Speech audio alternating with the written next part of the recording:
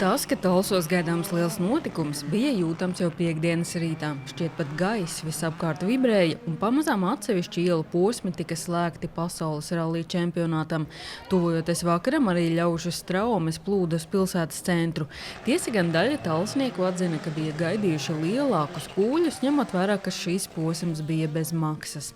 Ja godīgi, tad varbūt bišķiņ vairāk bija gaidījis, ņemot vērā, kāds bija tukumā un kāda viss šī ažiotāža. Bet ir ļoti labi, ir pietiekami, nav pārbāzts, nav traucējošs cilvēku pulks.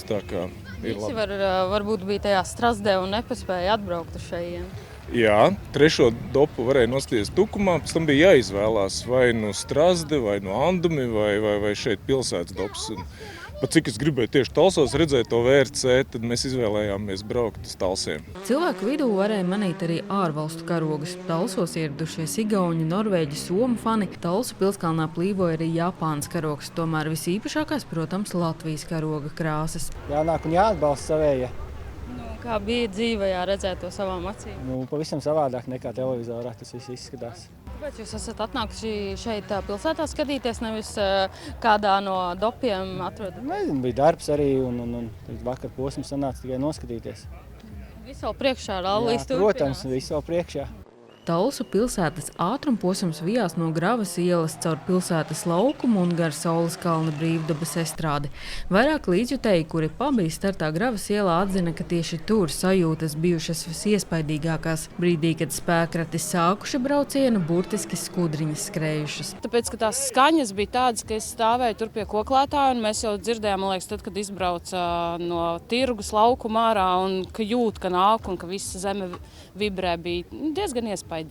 Dažus varēja manīt, sekojot braucieniem līdzi arī savās viedierīcēs un brīžos, kad pasaulē ātrākie čaļi brauca garām klātienē, visa uzmanība tika viņiem. Es atnācu skatīties, tāpēc, ka Sasks piedalās un es sekoju viņa aktivitātēm YouTube līdzi arī šad tad.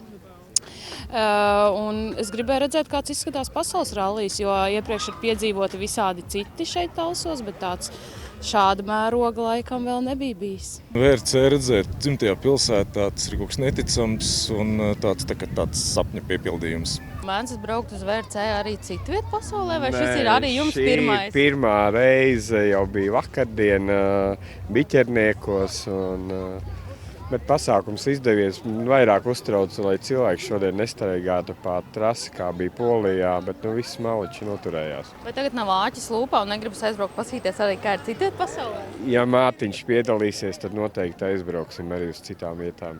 Pirmais pasaules rallija čempionāts Latvijā noslēdzies un jau pēc 2 nedēļām pasaulē ātrākie vīri tiksies Somijā. Sanita Liepiņa, Terēza Matisone, TV9 Pakalni.